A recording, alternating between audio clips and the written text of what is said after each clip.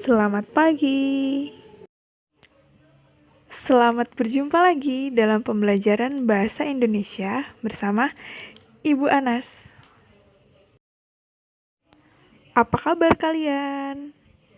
Ibu harap kalian tetap sehat dan tetap semangat ya belajar dari rumah di tengah pandemi COVID seperti sekarang ini. Sudah siap untuk belajar? Yuk langsung kita mulai pembelajaran hari ini. Mohon diperhatikan dan jangan lupa untuk mencatat setiap hal-hal pentingnya.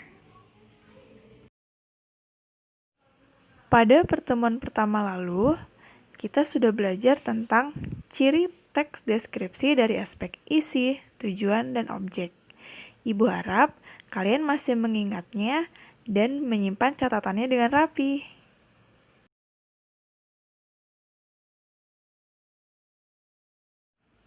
Hari ini kita memasuki pertemuan yang kedua dengan materi, jenis, dan ciri teks deskripsi dari aspek kebahasaan.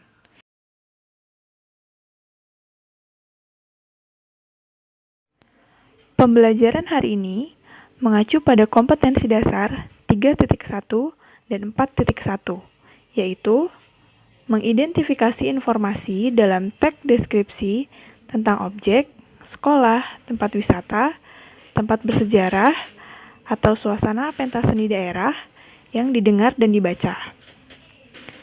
Menentukan isi teks deskripsi objek, tempat wisata, tempat bersejarah, pentas seni daerah, kain tradisional yang dibaca dan didengar.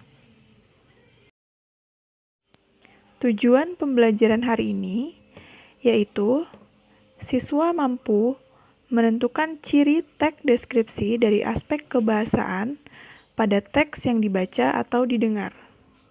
Kedua, menentukan jenis teks deskripsi pada teks yang dibaca. Yang ketiga, melengkapi paragraf yang rumpang agar menjadi paragraf yang padu.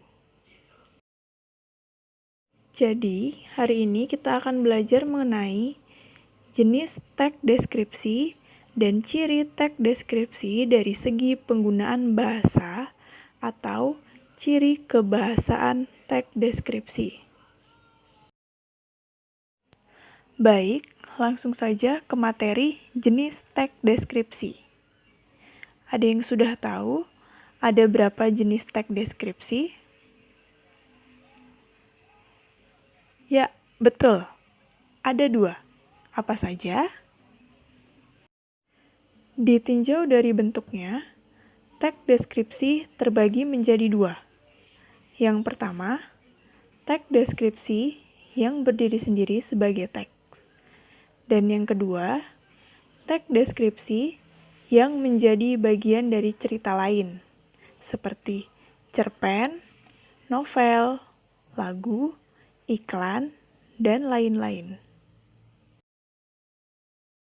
Sampai di sini bisa dimengerti?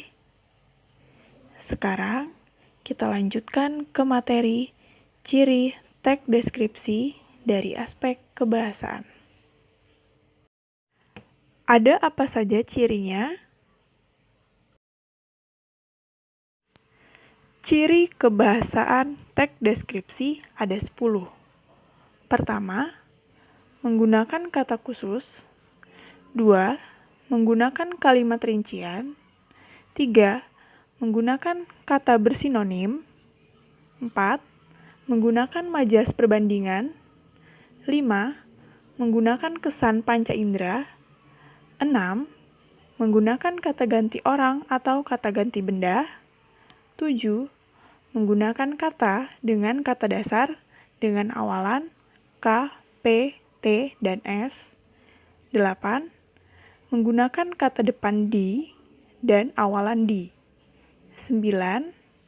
Menggunakan huruf kapital, tanda koma, dan tanda titik. Yang terakhir, 10. Menggunakan konjungsi. Untuk hari ini, kita akan belajar sampai ciri yang ke-6 saja. Untuk ciri 7 sampai 10 akan kita pelajari pada pertemuan berikutnya. Baik, sekarang mari kita bahas satu persatu. Dari ciri yang pertama. Ciri yang pertama apa?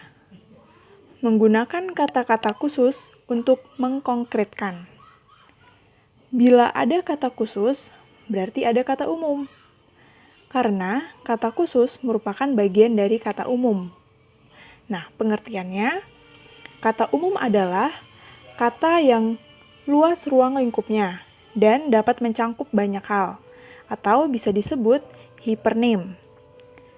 Kata khusus adalah kata yang ruang lingkup dan cakupan maknanya sempit, atau bisa disebut hiponim. Contohnya, kata warna. Warna merupakan kata umum, maka kata khususnya bisa menjadi warna merah, warna kuning, dan warna hijau. Mari kita lihat contoh yang lainnya. Ada kata indah. Kata indah ini masih umum. Kita masih bisa menggunakannya untuk banyak hal atau benda. Contohnya untuk mendeskripsikan pemandangan.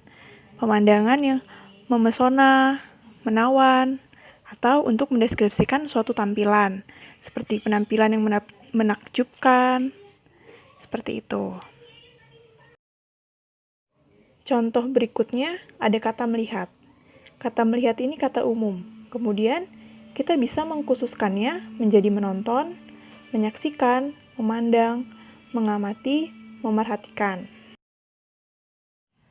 Oke, ini tadi ciri yang pertama. Sekarang kita masuk ke ciri yang kedua, yaitu menggunakan kalimat rincian untuk mengkonkretkan. Bagaimana maksudnya?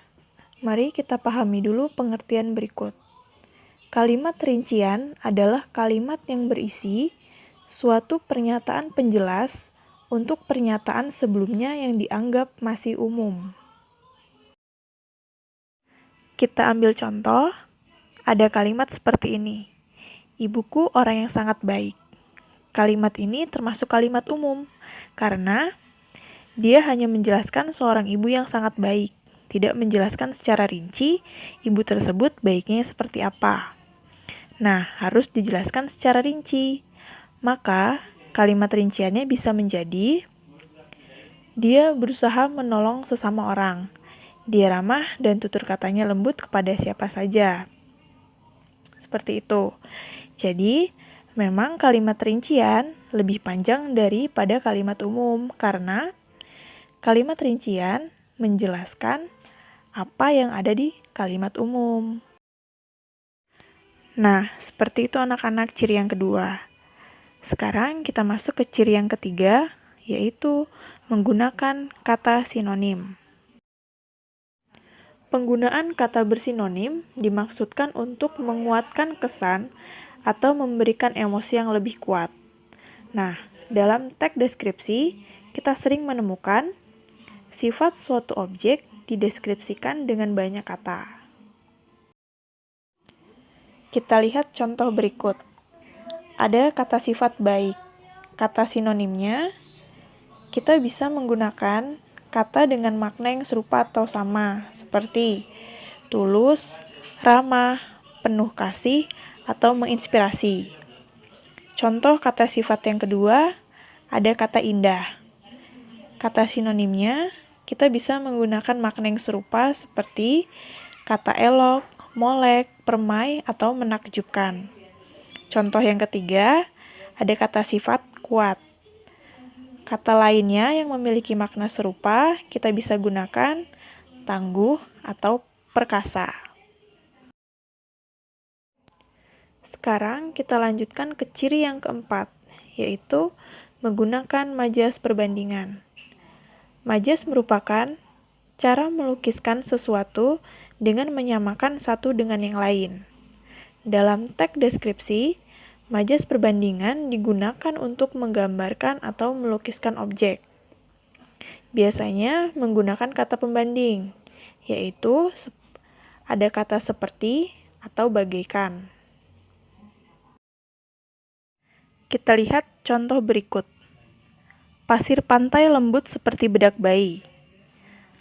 pasir pantai lembut, bedak bayi juga lembut.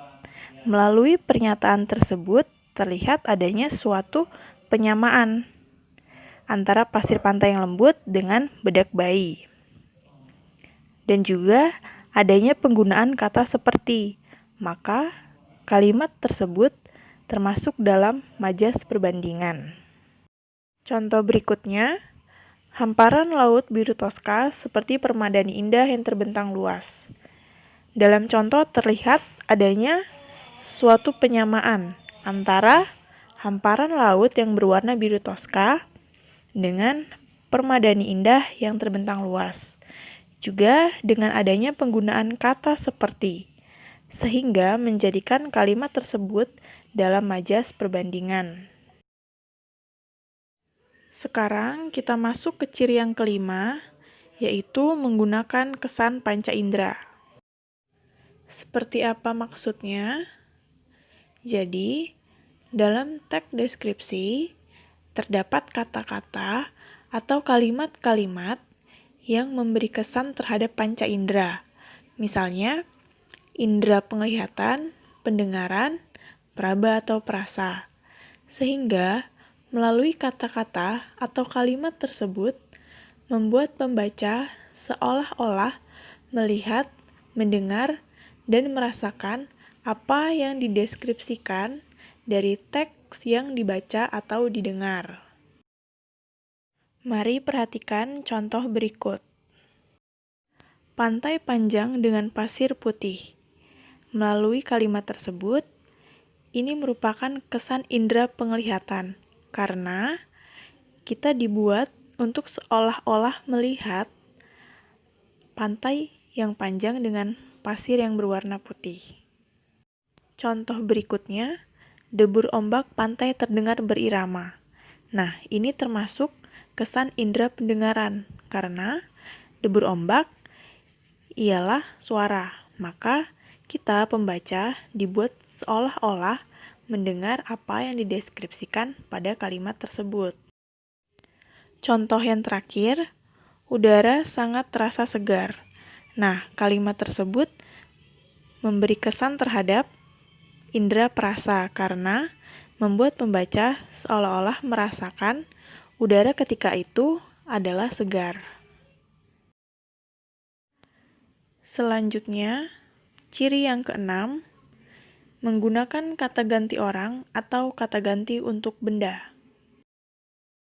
Untuk kata ganti orang, antara lain ku, mu, nya. Contohnya, kucingku, ibuku, kucingnya, ibunya, pensilmu, atau bukumu. Berikutnya, kata ganti benda. Antara lain, ini, itu, tersebut. Contohnya, wisata ini. Jadi, kata ini untuk menunjukkan wisata yang dimaksud. Contoh lainnya, pemandangan di bukit itu. Jadi, kata itu menunjukkan bukit yang dimaksud. Baiklah anak-anak, materi pembelajaran kita hari ini cukup sampai di sini. Ibu harap melalui video pembelajaran ini bisa membantu kalian belajar dari rumah.